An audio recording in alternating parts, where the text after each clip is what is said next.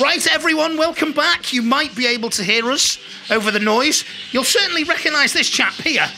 I hope you will recognise him because it's not his first time in front of the camera. Right. It is, of course, Sam Wildes from sam1 DTV Plastics. Yeah. I have to say this early on in the introduction, part of the S&N Wild partnership. There you go, Nigel. We got you in. You're in. We'll talk about it in a bit, won't we? Yeah. We will. Well, listen, we've got another fantastic episode of the Canary Room in store for you today. I have been in Sam's company and with his mum and his dad for an hour and a half or so.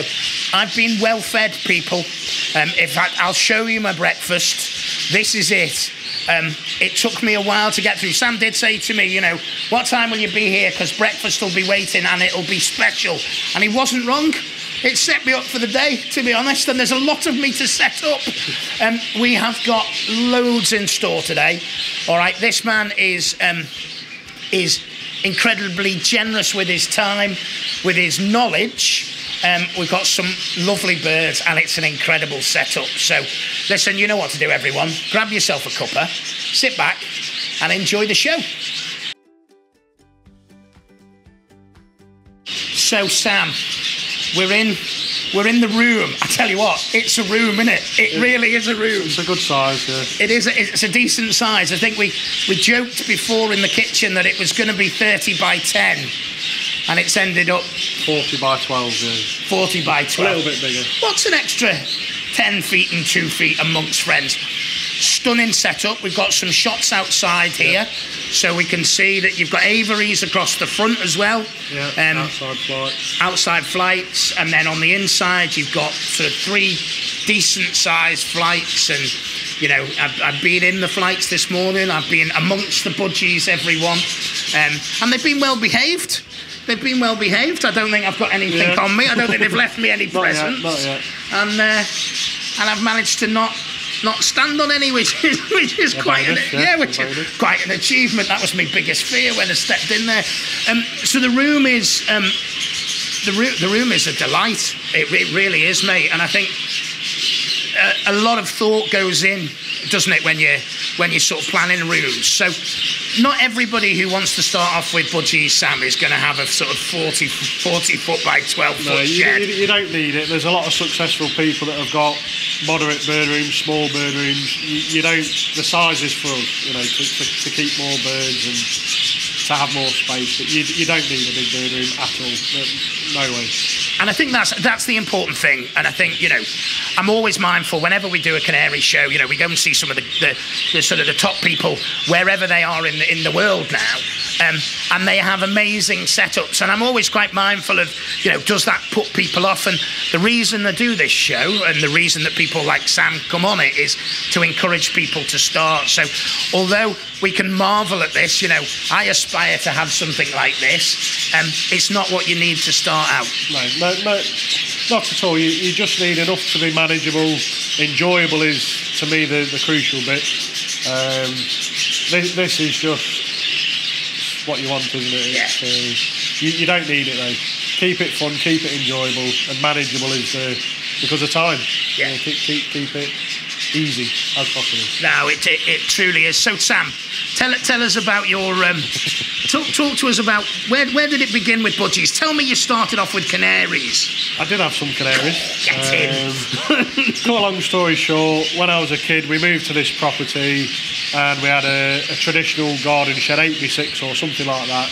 And back in the days where every pet shop had birds for sale, we went to a local one that had almost everything, and I fell in love with some zebra finches and some budgies.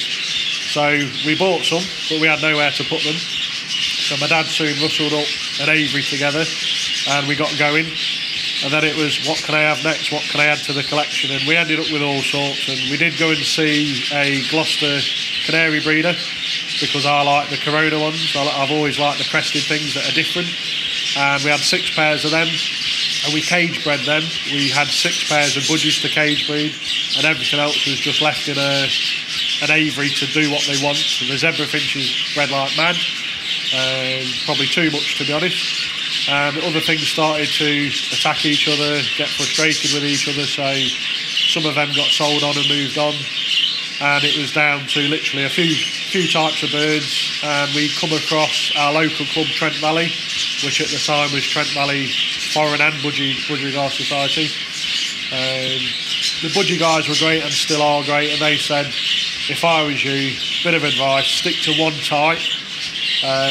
Doesn't have to be budgies if you like your canaries, if you like your finches, but try and stick to one because of time and put your energy into something.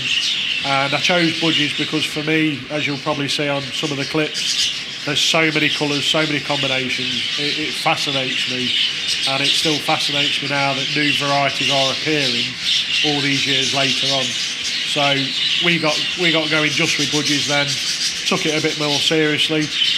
Eventually got the opportunity of buying 2 second-hand sheds, and I will use the word bodged. We bodged the 3 sheds together, the original one plus the other 2, and then my mentor at the time is a lot taller and was saying, you need to jack up the shed because I'm not coming into a small shed, so we hired the roof, which then bodged it again, and it was around something like 22 foot long, 24 foot long in total, but it was 3 sheds joined together, a bit of a misshape, but as you do, as you start up, you know, we had all manner of different size breeding cages, and eventually that turned into, right, taking it very, very seriously, enjoying it, it's my passion, it's my obsession, I want something bigger and better.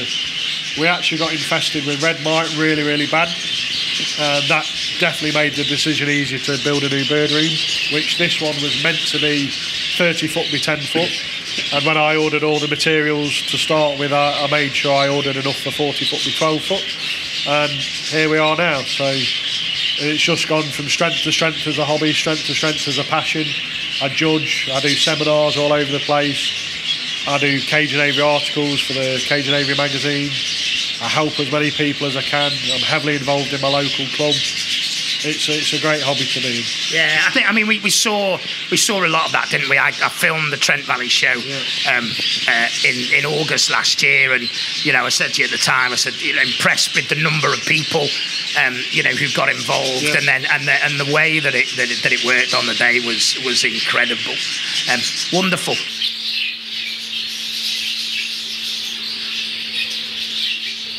Right, so Sam, it fascinates me. Many things about the budgie world fascinate me, mate. One of the things is the breeding season, because it almost sort of seems to go with the Australian summer. So you were saying end of September? Start of September usually, which is more of like what we would class as the European way, because they get their rings earlier and get going earlier. But since we moved into this bird room, it was just by luck more than anything. I paired up end of August, early September, and they just went guns blazing really, really well. They then breed through the winter better because you've got them going, so the first round becomes, you know, a second round quite easily, hopefully. But we aim to breed September to May now. Everything should be wrapped up by the end of May. There's the odd pair that might leak into June, but ideally we want to be finished by then, so that we've got June, July and August off, which is then the budgie show season. So I want to be available for shows. I also want the birds to be available, and it also gives us some time off where it's just easier, feed the flights, nothing else. It's a lot more manageable at that time of the year. And you were saying earlier when we moved in here, the lights dimmed. Yeah, so the lights are on timers. My dad set that up so the 2 end ones and the middle one are on one timer, the second and fourth one another timer. And the idea is that they go off at lunchtime in phases, and it gives the birds a quieter period, even though we've got windows across the front, so natural daylight still comes in, but it's a lot darker, it's a lot calmer. And then hopefully the idea is, which a friend of mine in the hobby told me many years ago, that the hens will then come out of the nest when the lights kick back on, and the cockbird can do the deed and crack on with the day. So hopefully you've had 2 stabs of a bit of fertility being done, and also 2 lots where the hens should come out to feed, because the hens don't always come out to feed. Some will stay in the nest, unfortunately, which is a good thing and a bad thing. Yeah. And in terms of the nest, we can see there's a row of nest plans. I mean, I don't know that I have got OCD, but I think all bird keepers have to a degree. And to see the uniformity here, Sam, is a thing of beauty for me.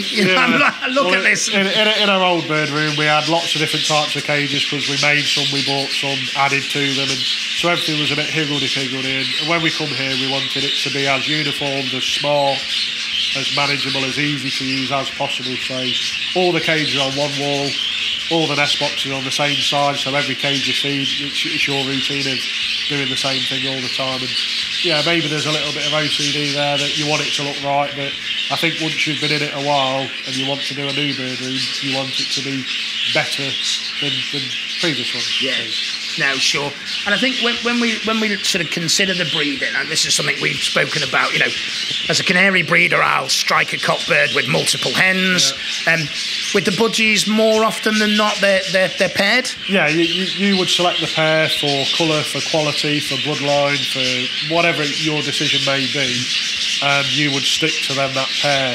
There are people that, will try and run cock birds between different hens, or try and get as many chicks out of certain birds as they can, which is great.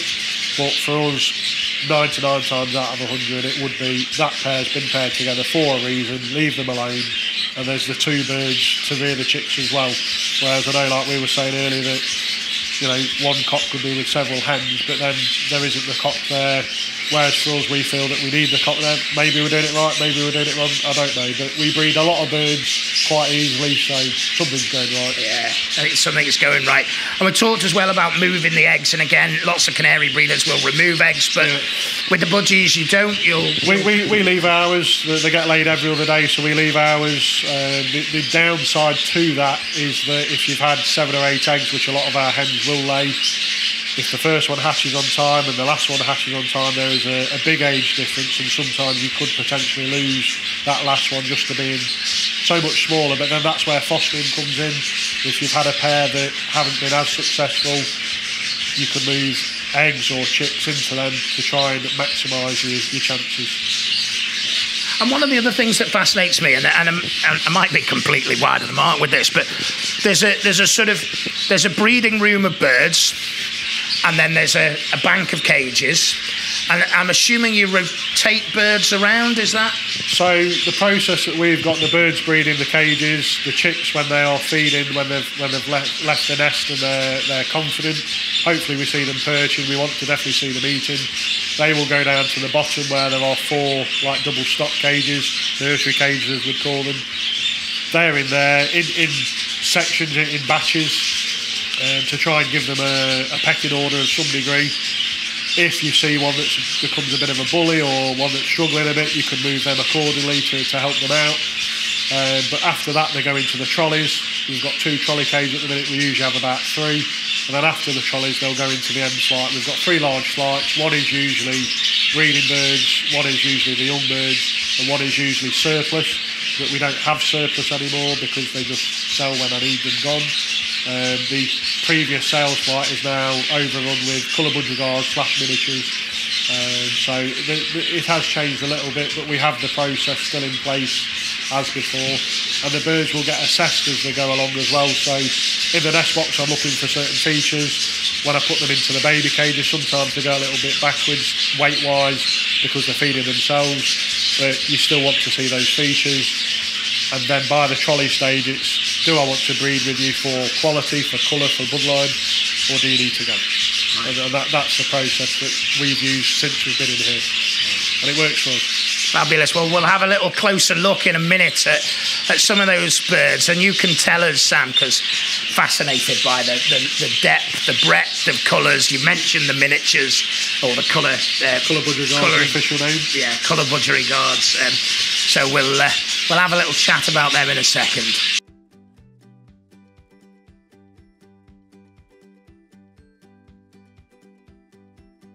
Look, I'm like a rose between thorns here.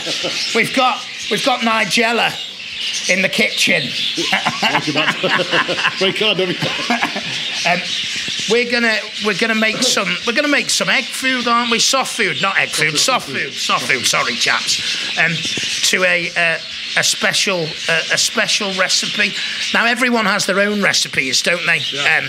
We do. And you know, yours will be, I guess, yours will be no different. Apart from the fact, one of the things that we haven't yet mentioned in this show is the bird products that you do. Now, I first became familiar with sam1 from the dehydrated vegetables. Yeah. Was that one of the first things that you did, or was I just slow to the party? No, that was one of the first items. There was about 6 or 7 things I started selling and trying to get out there initially, and then it's going from there, coming up with things that either aren't on the market or something that's more affordable or a better version of.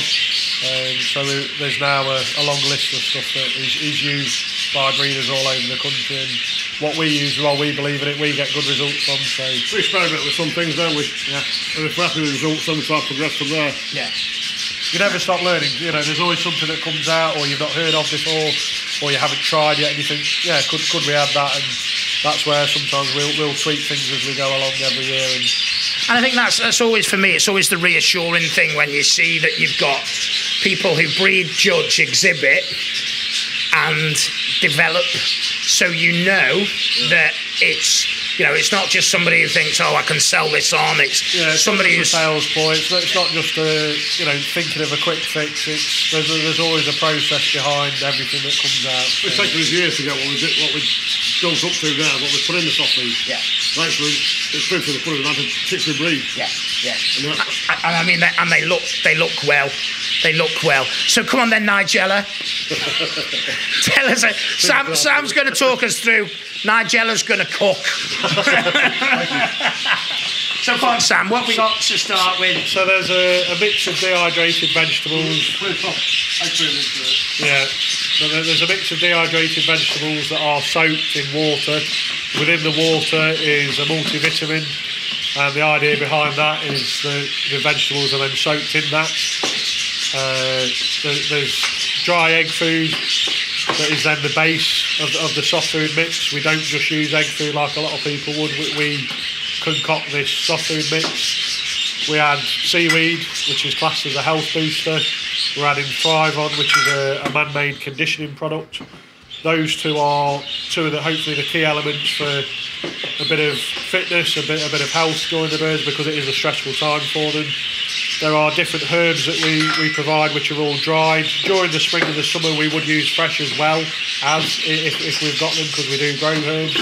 But the dried stuff, again, is there at your fingertips. All natural products. The more natural stuff, the better. All we like to anyway. There is some man-made stuff and obviously supplements and additives added, but that's because you can't get out of some of the dried stuff or fresh stuff. So that's added as well. But there's 3 different herb mixes. One is herbs of the hedgerow, one's herb and berry leaves, and one's just a dried herb mix. Then there's different things. Something we've introduced this year is dried eucalyptus leaves. There is dried parsley, and the parsley acts as a natural antioxidant. There is then the mint. Mint's good for respiratory reasons, and also again another fresh product to use, because again the more natural stuff the better. There's also grated carrots in there, which they go through a blending machine, which makes them like strands, which gives another texture and another item within the mix. I have to say, it smells fantastic. It will. There's lots of different smells amongst this mix, and hopefully if the mix can smell good, if it can taste good, it's more appealing to the birds. Some people use a very bland mix and the birds won't eat it or touch it, whereas ours, as you'll see in the breeding cages, they demolish the lot. Garlic's added to help again with prevention of red mite for one thing, because it will make the birds taste bad. Again, that's also good for respiratory reasons and good for good health. And then some of the man-made stuff that's put in there is Odyssey, which is a protein powder. It's 8 to 9%. There is a calcium and vitamin D3 powder added, and there is also a probiotic powder added. Again, all these things hopefully you are giving the birds as much as you can and ticking every box you can, because the soft food is a real cheeky and sneaky way of getting the good stuff into them. Yeah. We don't put things in the water nowadays. We used to, and we've tried all the different routes, but nowadays the important stuff is put through the soft food, because the birds that are breeding eat it all. It smells fantastic, everyone. I'm not sure. I mean, we haven't quite developed smell-o-vision yet, but if we did... I'm a big believer the birds do grow smell more than what they give them credit for. Yeah. I'm a big believer in that.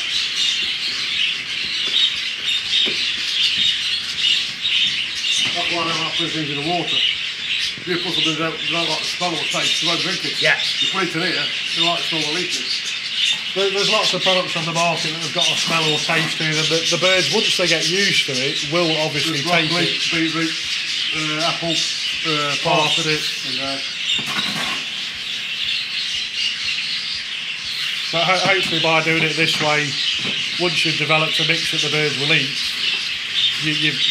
there's your easy access to giving them everything you want them to have. Yeah. It'll be thrown, I'll have to eat it. Yeah. I might be trying a little bit of it myself, to be honest. Although with 6 kids, I don't think I need any more potent protein. I don't need anything else to boost me fertility.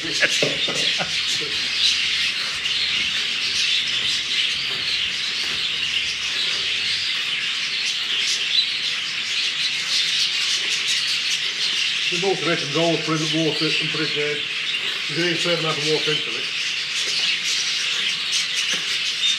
One of the crucial bits as well in my eyes is that this mix will end up in the fridge, and then we serve it usually the day after. Obviously this will get served today, but we usually serve it the day after. When it comes out of that fridge, it's cool, it's damp, it goes for a real nice texture, nothing's congealed together, and the birds just wolf it down, completely demolish it.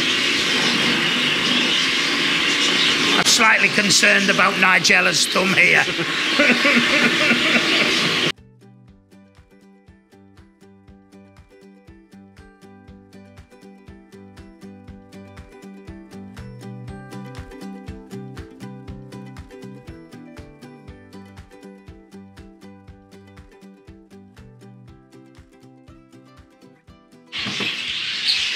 I think one of the things, Sam, I had a little look in the flights earlier as well, and there's as well as the sort of soft food mix that you're giving, there's fresh fruit, fresh vegetables in there. Fascinated to see limes. Yeah, so usually it's lemons, but lemons and limes, oranges sometimes. The vitamin C content, it's another texture for them to play with as well, compared to, like, we give a lot of carrots. Carrots they will just shred up. Whereas the lemons are good for sour stuff, aren't they? Stuff about in that. It keeps that all nice. Right. So again, there's lots of natural properties in there. We try not vary it too much, but certain fruits and vegetables used. If my mum's doing a Sunday dinner, anything that we can scavenge from that, the leaves of a cauliflower, the heart of anything, or the stalk of anything, they'll get used in the birds. No waste at all. We believe it's good for them to play with, keeps them fit and active, as well as obviously it's good for them health-wise. Wonderful. Well, I tell you what, Nigel, it's looking good. Thank you, Dad. It's looking good. Well, think of life, anyway, there's never any wastage. So hopefully we try to let you know you're doing something right. I think that's one of the important things. Often we find, many people will say when they make soft food, the wild birds are the best fed wild birds ever, because you end up throwing most of it away. But this looks... As much as our diet, our soft food mix is quite complex, I don't think it's overly complicated. There are some people that I think overthink these things and try and add loads and loads of different things. And the problem is that if the birds aren't eating it, it is waste. Yes. You're paying for something that is not going to get used. Yeah, you're paying for something to throw out. And will this be fed? I noticed in each of the cages, and I've got a little shot of it here, there's like it's like a buffet, isn't it? So every breeding cage gets the same. They all have a tray. On the tray is a bigger dish of my own budgie mix. There is a small dish of tonic seed. which some people in the hobby will feed once or twice a week. Our birds get the same every day, because if they're living off it or doing well off it, why would you take it away? So they get a small dish of tonic, they get a small dish of popular parakeet, which is a different brand, Sky Gold. I have been toying with different parakeet type mixes for years, and I still can't find one that I'm 100% happy with to serve alongside the other seeds, but this one is good.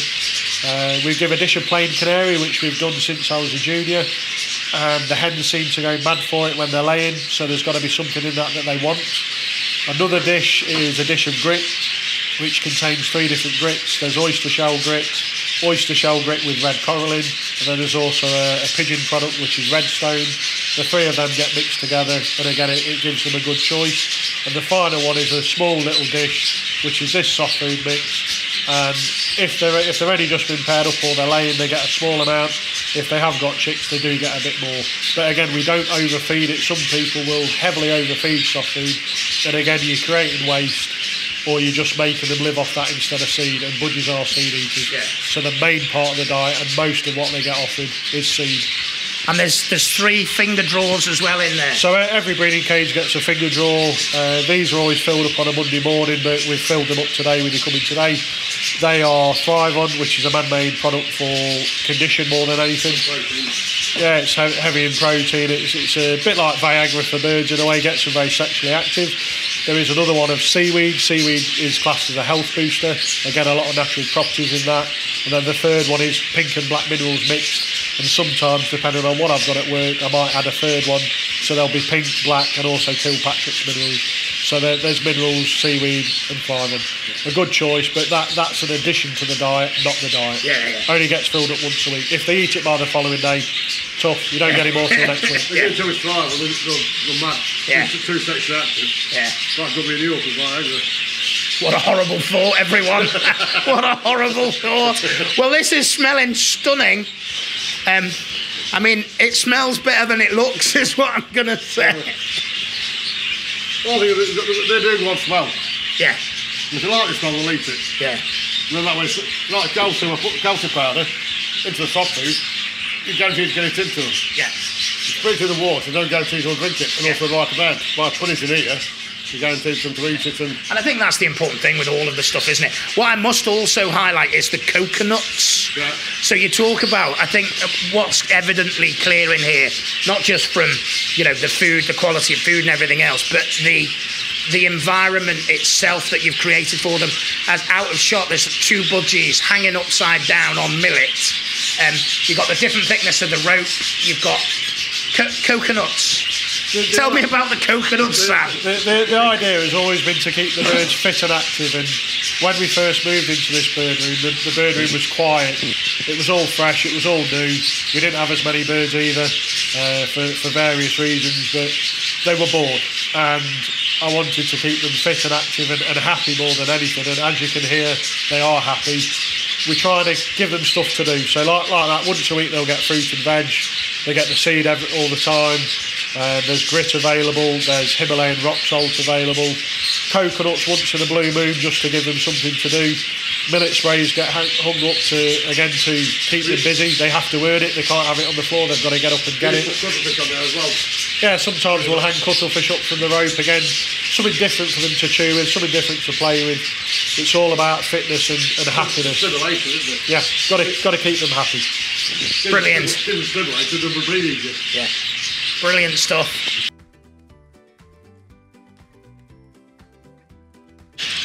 So, we're slightly nervous and tense here because behind us in this cage, and I'll have a little look at them here, you mentioned earlier, Sam, about one of the attractions of the budgies is the wide range and varieties of birds, and you've got most of them, if not all of them. So we've got all the varieties, if that's the way of putting it. Everything that is available is here. Well, in the UK, I should say. There is a couple of varieties in Australia that we just cannot get, but we've got everything. But I haven't got every combination of everything because that is an endless list that I don't ever see being fulfilled by anyone. But we have every variety, every type, and we have all the different body colours, all the different varieties, but not necessarily all on one bird. Okay, so tell me about the two behind us? So the cockbird is a melanistic spangled golden face sky blue, and the head is a spangled sky blue. Right. And the spangling essentially is the sort of It's the wing markings and tail feathers more than anything. The body colour is the body colour as any bird. I was saying off camera that when I was a child, spangles were gorgeous. They all had super markings. They all had very thick black, like markings that you'd done with a Sharpie pen. Lovely and dark, deep markings. Very attractive birds. Nowadays, like the hen in the video, very pale, markings washed out, and this is why I use melanistic spangles, which is what the cockbird is. By crossing the two, you can achieve somewhere in the middle ground. So I'm trying to recreate what used to be the nice marked spangle. And the thing on the whole sort of genetic is something that fascinates you about budgies, isn't it? And you are well renowned for your knowledge of budgie genetics. Yeah, genetics and colour ID is my passion. I'm obsessed with it. I get phone calls, emails, letters at times, whatever. People are, Sam, I've bred this, how did I do it? Sam, I want to pair this up, what will I achieve? And the genetics and colour ID has always fascinated me, and I've always took a shine to it, and I thoroughly enjoy it. But the downside to it is that cockbirds could be split everything, and hens can only be split recessive genes, but still that could come back in years to come. You could pair two light greens together, and the possibilities that two light greens paired together could produce, if they are split for certain things, the list is endless again. So I really enjoy the genetics, and that's why I breed everything. I want to have a go at everything. I want to try and improve everything, and I want to see them on the show bench as well. Certain varieties don't get shown a lot of the time, so this is something I've been trying to work towards the last few years. Get them out there, get people seeing them. More people will want to take them on. Yeah. And I think that's it. That's always the important thing, isn't it? Of sort of getting those birds out there, getting people to see them, and with these sort of, I don't know, would you call them rarer varieties? Or? Yeah. So in the budgies, we've got what most people would call the normal types, or someone's got a normal type stud out there, normal cinnamons, opalines, that kind of thing. But the varieties that you've got: spangles, melanistic spangles, dominant pieds, recessive pieds, clear flight pieds, dark-eyed clears, clear wings, which are yellow wings and white wings. You've got the rares, which are anthracites, saddlebacks, plates, fallows, rainbows. A rainbow is not actually a variety, it's a combination of varieties, and it has to be all of the combination to become a rainbow. There is dilutes and grey wings, lace wings, the list goes on, and that is what attracts me. It's what attracts a lot of people to the hobby. Okay, you've got your normal breeders and you've got your rare breeders, and you've got someone like me that I want it all. I'm a kid in a sweet shop. You've got the people in the middle who want a little bit of everything. Yeah. All right, well, we've had a look at these two. What are we going to have a look at next, do you think? I'll get some pieds up next, I think. Okay, good stuff. Let's have a look at them.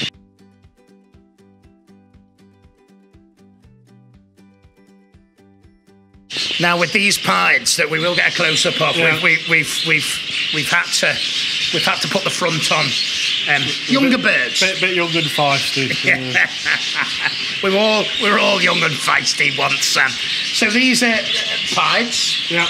So with a pied, is it about the sort of the regularity of markings? Is that one of the things you're looking for? So it's lack of the normal markings, basically. So the one on the varieties we're looking at them currently is a dominant pied light green. He doesn't carry many spots. It should have 6 black spots across the mass. But other than that, he is well marked. He's got lots of nice yellow on his wings, a yellow tail, which to me makes him more attractive. And they should have a yellow head spot, which he has. But some of them can be almost like a normal, just with a bit of yellow on them. Right. So they do vary, and vice versa. Some go the other way, some are very, very lightly coloured. So it's trying to find a balance from a show point of view, what markings are wanted.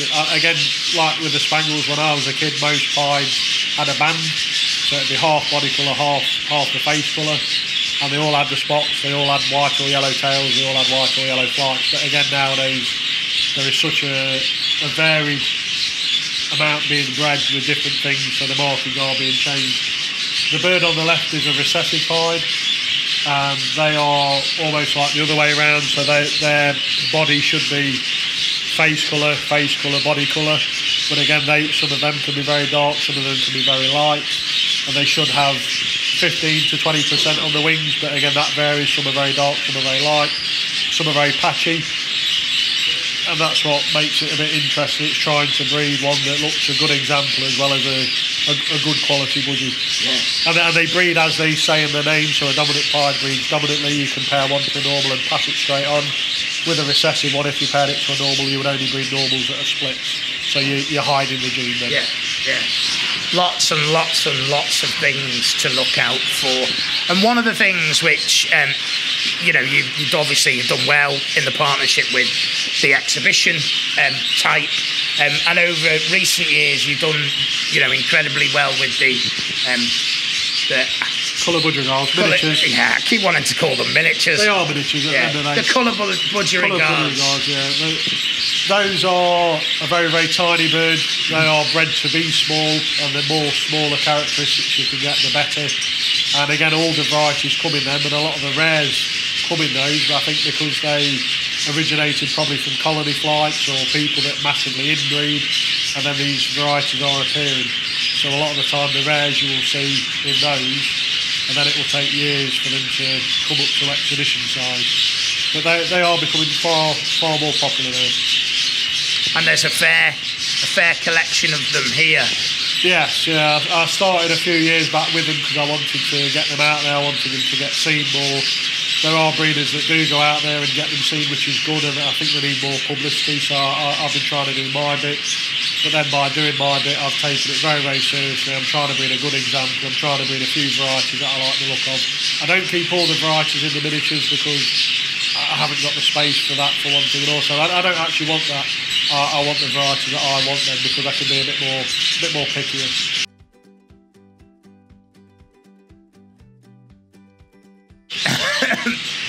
I think, Sam, you have talked about, keeping all of the varieties, and again, I bore everyone with this story because my grandfather was a budgie breeder, and his favourites were Lutinos, and he kept Lutinos. Now I'm talking 50s and 60s, and they look nothing like the bird that we've got today, but that is a Lutino, isn't it? Yes, yeah. Oh, thank God for that. So the yellow bird in the cage is a Lutino, pure yellow bird, pink feet, orange beak, red eyes, and then in the cockbirds they would have a pink seer, and then the bird next to it is a lacewing, a white lacewing, a blue series one. They are a white or yellow bird with the red eyes again, with the clear beak, with the pink feet, and they have the brown lacewing type cinnamon markings on the spots, on the wings, on the neck, and on the tail. I think that you must spend hours, Sam, days, sort of working out, what's in the room, what you're going to pair, what you want to produce. At the beginning of every season, do you have an ambition of, okay, this year I want to produce this variety, or is it always about quality regardless of variety, or is it about combination? Quality is always important, because a dream since I was a kid, I would love to win the World Show at Doncaster. I want to go down in history as one of the top breeders. I want to be one of the winners. But along the way, I want to have fun, and that's why I breed the varieties. I want to improve them. I want to understand them fully. I want to get other people interested in them. And quality is always at the forefront, but quality is not always an option with some of the varieties. So sometimes it's about taking slow steps forward instead of a big leap, because the big leap is just not achievable. And it sounds a bit sad, but in August, normally the end of August, I have sleepless nights where I'm sat bowled up in bed. Is that cockbird going to be fit? Is that hen going to be old enough? And I start planning my pairs, and plans don't always go ahead, but it's nice to have something planned so you've got something to aim for. But it does depend what you've obviously bred the year prior as well. So if you had goals the year prior to breed a certain variety or a certain thing, that could affect what you do next, and it always does with us. It depends on how many we end up with. And also I'm a bit soft to help a lot of people with varieties, so if one or two have left the bird room that shouldn't have left, it then changes my breeding plans myself. So I think that generosity though is important, isn't it? It's what the hobby is about. It's about trying to... It is a hobby, and it's great to get people involved. It's great to get people interested in these new varieties, the colour budgies, the miniatures, whatever someone's interested in. If I can help them, I will do. And I had a lot of help when I was a kid, a lot of help, and some of those people I can't repay, or they might not be here anymore, or they don't need my help. But if I can do what they did for me, or more, for the new generation of, and that doesn't necessarily mean young people, but the new generation of people coming into the hobby, I want to do my bit. We need to keep this bird hobby going one way or another. Yeah, and I think you do. And we talked about a lot. We talked about the sam1 products and how that came about, and then obviously, and I've benefited from them, the DTV plastics, aluminium, the cages, the aviaries that you do there. Well, the business was always a plan to help the hobby again. I do not make a lot of money. I don't work a lot either, though, to be fair, which is a nice benefit for the birds and for my family. But it is there for the hobby's benefit. If people actually knew what I took home as wages, they'd all laugh their heads off. It is there to give back. Like with my local club, I support them tremendously. I support a lot of other clubs where I can. And it is a business, but it's also a way of being there for the hobby. I am a breeder. There's a lot of companies that will turn up at your Staffords and your Newicks, and you go and speak to the staff and they don't even keep birds. So I've got experience, I've got advice that I can give out. I'll trial things, I'll use things. If I can't use them because budgies won't eat it, I'll give it to other people and get honest feedback before anything even goes on the market. And that again is my way of trying to help the hobby. Some people won't see it as that. They think because it's a business, it's all a money thing. Again, if they realise, what I'm making and what I actually give away. My accountant hates me, but that's another story. It's my way. I want to help, and whatever angle that is, I need to do my bit. Yeah. And you've touched on the family. Yeah. You're wearing a badge, which I noticed as soon as I walked in.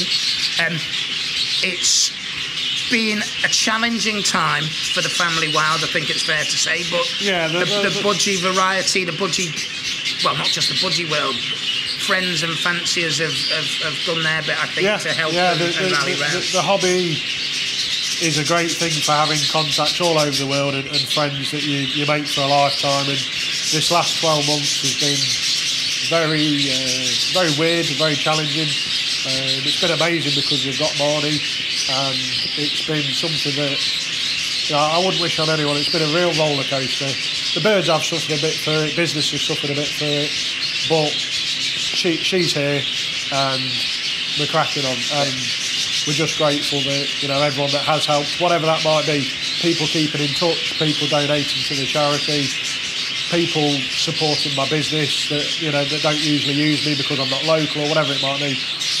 Again, this is where it's great that the hobby does come together at times, and it means a lot, to be honest. It means a lot.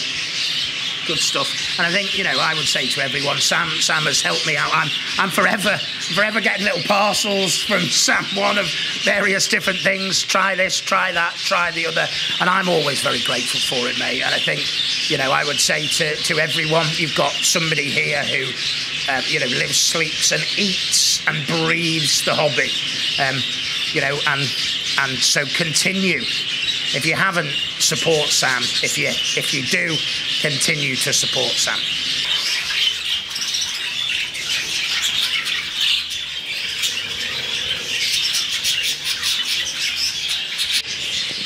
Right. Well done. You've made it. You've made it. Sam, thank you. Thank you for your time, and Nigel and your mum for the time, hospitality that you've shown for me. Thank you for taking the time to explain so many things about budgies and why. I'm a canary man, that, but why actually, it's all about the hobby as a whole, and regardless of what you keep, and I can see you know, I can see the attraction. I can certainly see the beauty in the birds that you keep here. So I guess keep doing what you're doing, mate, for everything. Keep the sam1 and DTV, the flights that I've got, like, game changing for me. So people can get in touch with you, can't they, through Facebook, through email, WhatsApp, whatever. Yeah. All of those things. So really, final words, I guess, from you. So budgies, everyone should have them, shouldn't they? Yeah. I love them. But, going back to it, the attraction is the colours, but I can see the beauty in all the birds out there. If I had the time, if I had the money, if I had the space, I would have more than just budgies. Gouldian finches? Gouldian finches, I'd have some Gloucester canaries, and I would actually have some British. But I haven't got enough time more than anything. This keeps me far too busy. Yeah. So, super stuff. Maybe one day. Well, listen, hopefully this will be out before Stafford. I'm sure it will. So go and see Sam at Stafford. Support him. Okay. Thanks a lot, mate. It's been an absolute pleasure. Thank you. Thank you. Until next time, everyone. Oh, if you haven't subscribed, why on earth not? You'd need more of this madness in your life. Until next time, take care.